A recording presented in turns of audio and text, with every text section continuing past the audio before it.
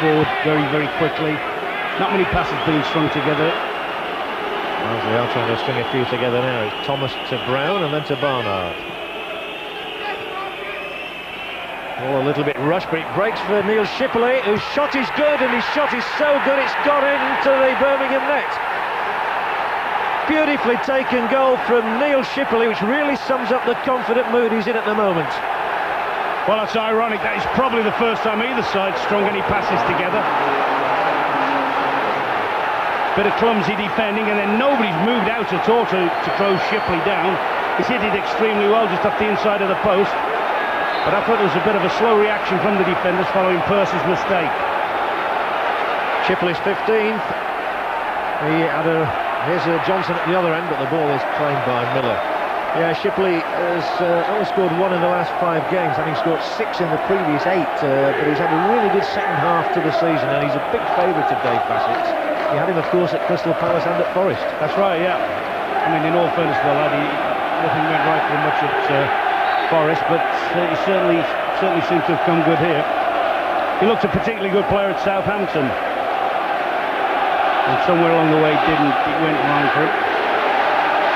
Just an awkward clash of bodies there. Free kick's been awarded to Birmingham City. Darren Pearce voted Birmingham City's Young Player of the Year. I think Trevor will be very unhappy about the way there was a very slow reaction to it. I'm pretty sure it was Pearce's, where the ball bounced off Pearce. I think he would have expected somebody to have reacted much quicker to the situation. I think we should just have been talking about the away goals rule. That one only counts as 1 goal and not as 2 in the eventuality of a draw. But it's important for Barnsley to have struck that decisive blow, and the game needed a goal, and it's got one. An early problem for the Blues boss. What he didn't want. There's a long way to go. That's the thing about the two-legged system. A long way from home.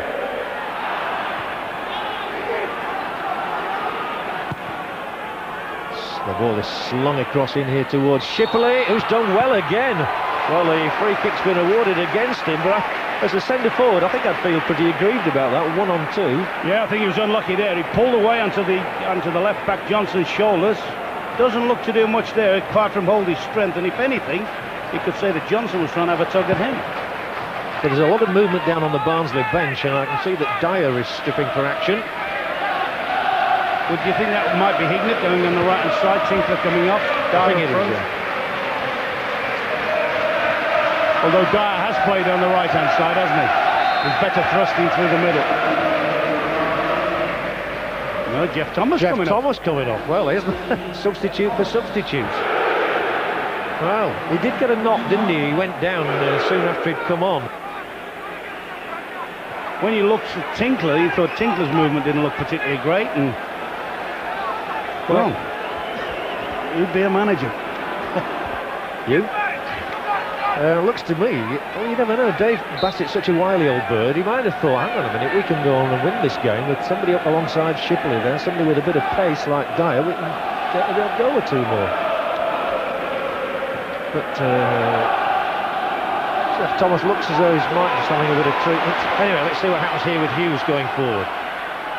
Johnson, a little toe poke from him, and the free kick on the edge of the area is conceded by Brown. He wasn't in a dangerous position at all there, Johnson, when he played the ball. No, he's cut across him though. It's a little bit of shrewd play there by Hughes. But he's cut across him, and Brown's committed for him going on the outside. Now Birmingham have got to make something happen here. They've got to put it at least in a zone and either make the keeper work or do something that gets the crowd lifted. Because at the moment, good crowd, enthusiastic crowd, but little or nothing to cheer about. Miller looks a little exposed somehow on his line there. I think he should have a go at him here. I think he should just shoot at the goalie either for a rebound. It's Granger, and the shot. Oh, they didn't get anything that Ron Atkinson was talking about there. Those are the really frustrating free kicks, aren't they? Yeah, and what happens, of course, is the crowds tend to get a little bit anxious and down. Birmingham still looking for that break in the penalty area. They might get it here. It was Darren Pearce who squeezed the shot out of the situation and forced the corner. And exactly as happened as the volume's turned up, and it's really by a fluke corner. But you have to scrap for everything, and that's what Pearce did there. So Rowett's going to arrow this one across towards Pearce, Holdsworth and Furlong, one imagines, all jostling for position. Like a tag match there between Johnson and Dyer. Flat. Well, there might be a shooting opportunity for Hughes. Oh, what a cracking save, because it must have been difficult to see that shot from Brian Hughes. Miller's reaction's excellent. It's still in the danger zone. And there was a foul there, yes, on Shipley. Tugged at the shirt. Great shot from Hughes. Wonderful reactionary save from Miller. Great shot. I mean, we're sat directly behind it. As soon as he let that one go, I thought, that's in. I've got no way in the world. That's great body shape. Keeps his foot over, keeps over the ball, and the keeper could hardly have seen that till the last minute. That's a great save.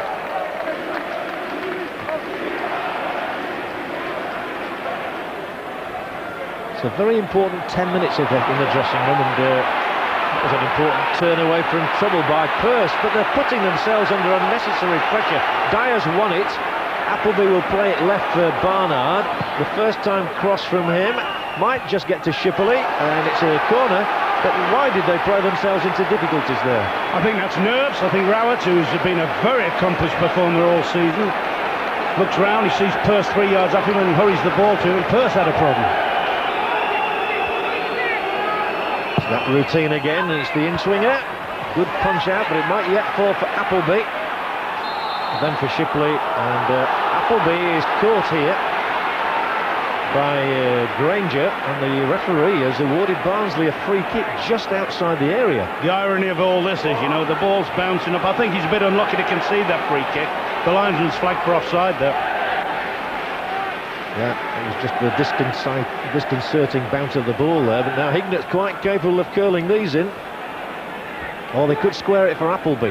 John, I've had a theory about these free kicks for years now. When I was in management, always employed it. I always put somebody on the line, and I'll tell you what, the success rate is far higher. I mean, Hignett will look at that, he'll see a space to Meo's right-hand side and think there's a chance here. Yep. It was. He's going to have to try again. Neither played off. Now it is Appleby.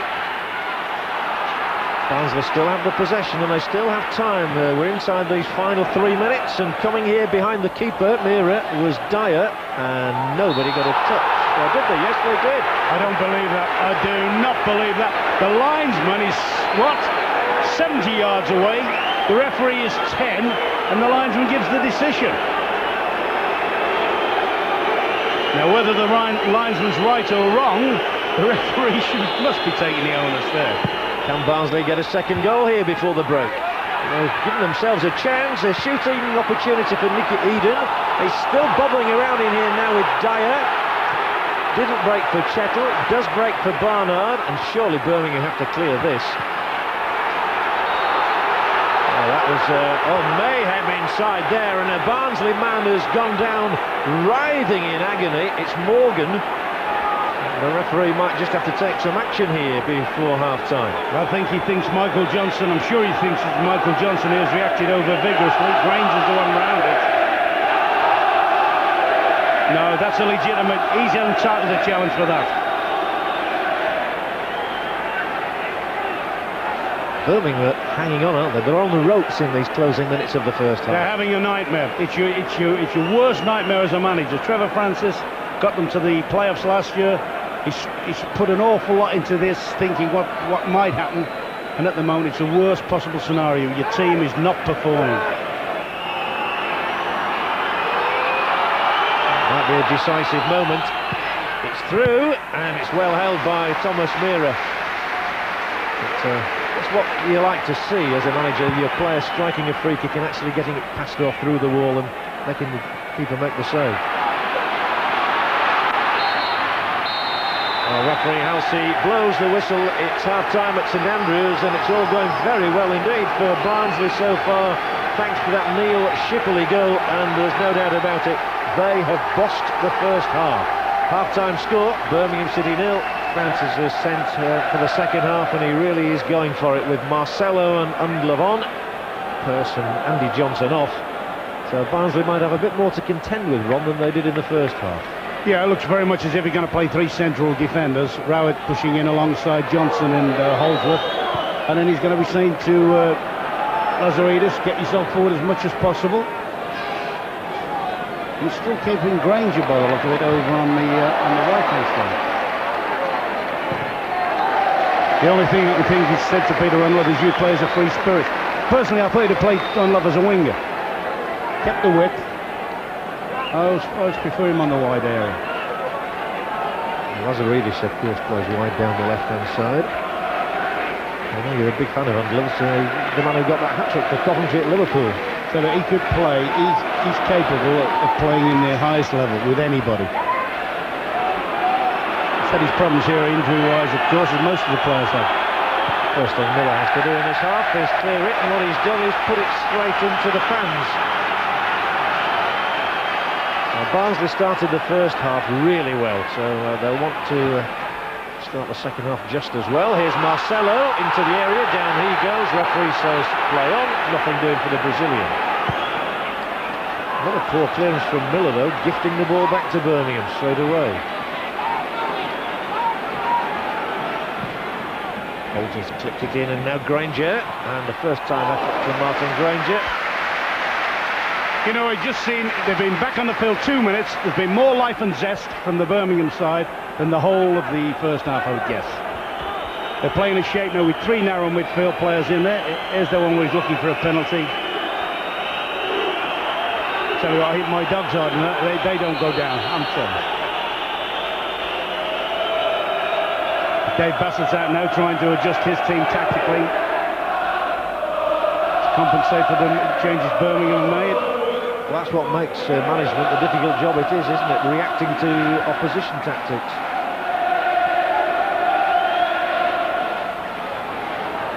That'll certainly make Dave Bassett think his problem is this one he's played back for Mira. His problem is he's already got 2 substitutes out there. And here's an audacious attempt from Neil Shipley. Well, he got the direction well. That would have been great points at Twickenham, wouldn't it? Well, Marks, I mean, he knows the keeper's away off his line. He's trying to catch the keeper by surprise. No, I think Dave Bassett can virtually stick to the way he's played. And Dyer now is through the middle as a result of that header. He's still in here, Dyer, and he's finished the job. And that is awful defending from Birmingham. Barnsley do not care. The fans behind the goal ecstatic. And Bruce Dyer sent on as a first half substitute has guaranteed a second goal for Barnsley. What a gamble to pay off. Well, first and foremost, I mean, it was terribly untidy, slack marking from the Birmingham defenders. Not only that, they have a chance here. Holdsworth's got a great chance here to see the thing out. He's trying to let the thing run on, and all of a sudden Dyer finds himself with the ball back at his feet again. So Barnsley 2 goals to the good and marauding and looking for a third here as Johnson heads the ball straight to Eden. It's back in the danger area and they've got bodies around. It's Barnard. That's the other number 11, Unlove, who comes away with it and loses it and wins it back. That was an interesting little phase, and he's gone on. He's ridden the challenge as well. This is what Ron Atkinson wanted to see in the first half, I suspect. Excellent play. Unlove to O'Connor. And that's a curious one because Hughes is in an ideal position, edge of the area, to have a pop at goal, and the free kick's been given wide. Didn't he play an advantage there?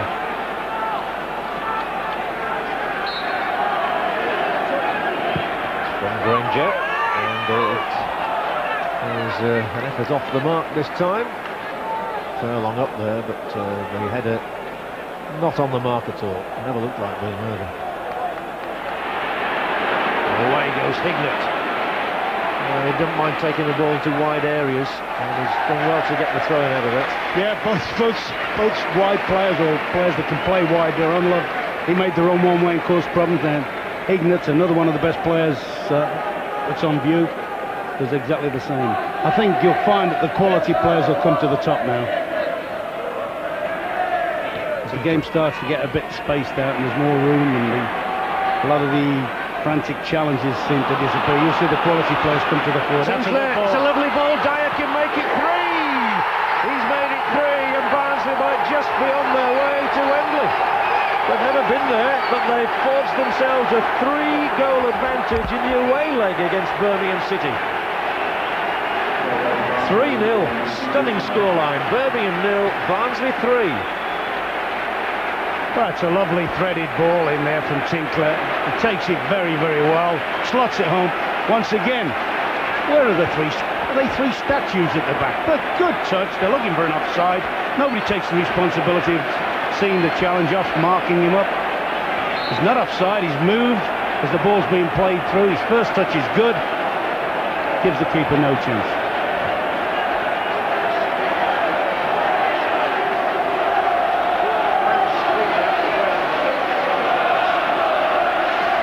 Birmingham's fans are streaming out of the ground immediately opposite me.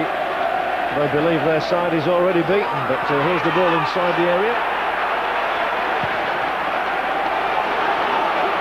Dyer's through again here. He's on a hat-trick now. A man who's had a stop-start season, but he's certainly going for it today. And it's Dyer terrorising them. And he might cross it for Shipley here. Lera hands on. I'll tell you what, Michael Johnson was an inch off tripping him in the penalty box then, Dyer.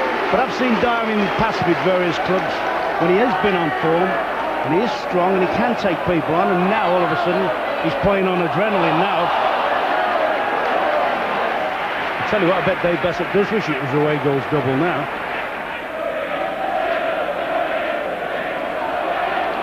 We've got another free kick of Barnsley. Rallies on Dyer, and Dyer and Shipley have just been too hot to handle for them. Too strong for they've worn the defenders down, which is strange because Birmingham have got good solid defenders normally, but the defenders haven't come to the front today. That's all they've been rolled over. They've been second in aerial challenges. Dyer! Oh no, offside. But again, you've got to say about that Birmingham defence that they were caught cold and they could have got the fourth goal. I don't think that the first defenders were aware of it. Sure they weren't. Barnsley have just been brighter and more inventive.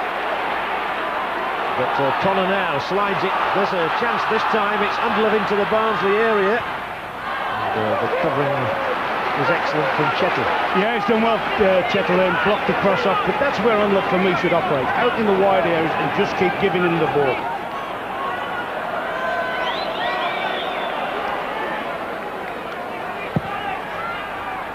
Not one the goalkeeper can come to. It'll break for Granger, who scoops in a shot inches too high. He's got a feeling nothing's quite happening for Birmingham. No, I mean, obviously when things go against you, confidence goes down and things like that, and what you think, we're not getting any breaks.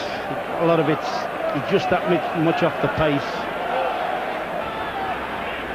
Hughes, maybe he can find some quality now. In company with Lazaridis. Still Lazaridis, they shouldn't let him run too far. He can punish them. He nearly did. Fine stop by Miller. But Lazaridis, who is very left-footed, weaved his way into position for the shot and hit it well. Yeah, they're pushing him in field, which is the norm. But full marks to Stan Lazaridis here. Gets a good curl on it, and that's another good save. Miller hasn't had a lot to do, but what he's done well. 2 good saves, a few good takes from crosses. Lazaridis' only goal here this season was on the first day of the season. If he thought then he'd be figuring in a playoff. Here's a Rowett corner, and Miller punches under pressure.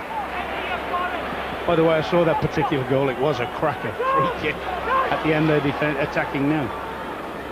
Against Fulham. Well, hope springs eternal for Birmingham. Just one goal. Make it look a little better. But still looking for that break, which has been so elusive.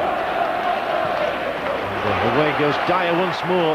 Shipley's in space across on the right, so is Hignett. If he times this, they're in real trouble. It's Hignett who can finish it. He has finished it. It's 4 for Barnsley. Surely they're on their way now. Birmingham cannot believe it. I think Trevor's looking for an offside there, but I'd be very surprised if it was an offside. The curly ball in from Dyer. Very, very close call, but the flag stayed down and it's prodded him past the keeper. 4-0. I think Hignett's made distances there, though. I mean, once again, they've let him run on, and I think he's made distances there. There's no cooler finisher, and it's goal number 20 of Craig Hignett's season, and surely he'll believe that he's on his way to Wembley. A man alone with his thoughts there. Just thinking his big problem, we're talking before the game, would be, would they be able to score enough goals? Just thinking he's probably the greatest goal scorer Birmingham's ever had. have been out there. Marcelo with a flicked header. I tell you what, now you get older viewers on about, what about Joe Bradford?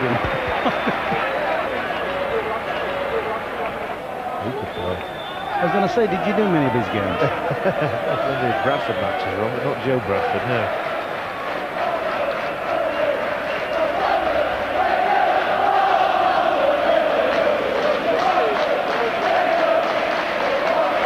Okay, so here we go then, closing stages at St Andrews, and Thomas Meara's got the ball up onto Granger's head. Adam Bowler's up there for it. Barnsley just need to defend in depth again now, and that's exactly what they've done. Appleby back there.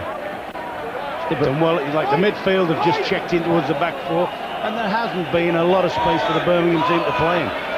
Miller actually made his best save in the first half from Hughes, didn't he? Yeah, that was another big moment in the game. As I said, I thought the second goal was the massive moment in the game, but that was a big turning point. The save he made from Hughes, because it was a great strike and a super save. Morgan there to meet it. Shipley defending as all strikers have to do now, and then Dyer one-on-one with Johnson. I'm a bit surprised Dave Bassett hasn't brought one of his strikers up now and kept him fresh for the rest of the game.